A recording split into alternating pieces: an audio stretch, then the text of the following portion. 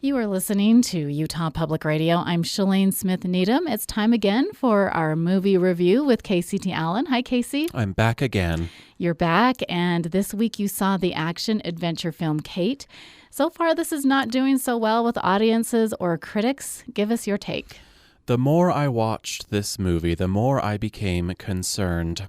After Netflix released Kate on September 10th, it has been ranked as one of its most watched offerings for the past few days. So I started wondering, am I becoming old-fashioned now in my views of thorough film criticism? Am I out of touch with the current trends and tastes of young viewers today?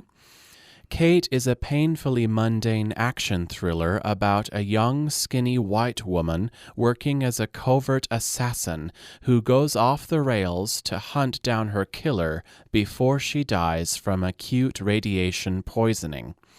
But wait for it, once she discovers she's been poisoned, she only has 24 hours left of her life.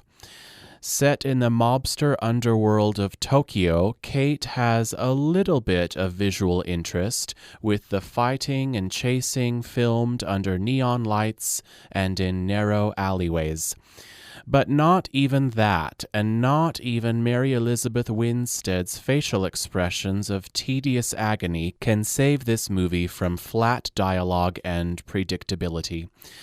Sometimes a film will have interesting ideas or exciting parts of a story, but it still fails because it can't bring all its separate elements together.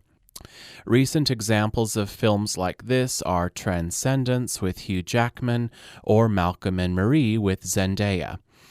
Kate doesn't even have interesting ideas or excitement to begin with. It only seems to be interested in exploring the many ways a person can be stabbed or decapitated.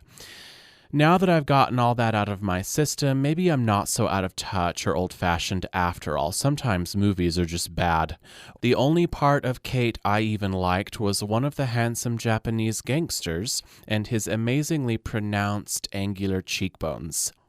Well, Casey, most of the critics did not like this film. Sounds like you didn't either. How's it doing at the box office? Horrible, but that's only in my opinion because Netflix never releases any of their data or viewership numbers for different films and TV shows they release. This film is not available in theaters, only on Netflix. Correct, yes. Looking ahead to this fall season, it looks like we do have quite an interesting lineup of films coming out.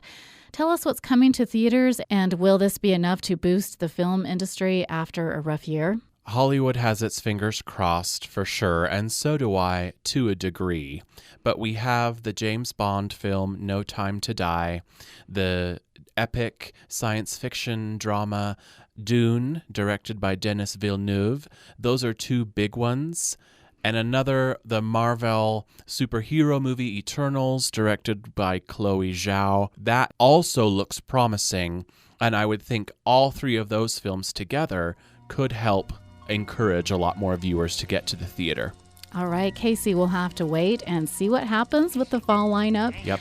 Good, as always, to have you here in studio with us. Thank you. We'll talk next week. And I know you have been searched, but what you don't realize is that in the back of the mortise fork, I have a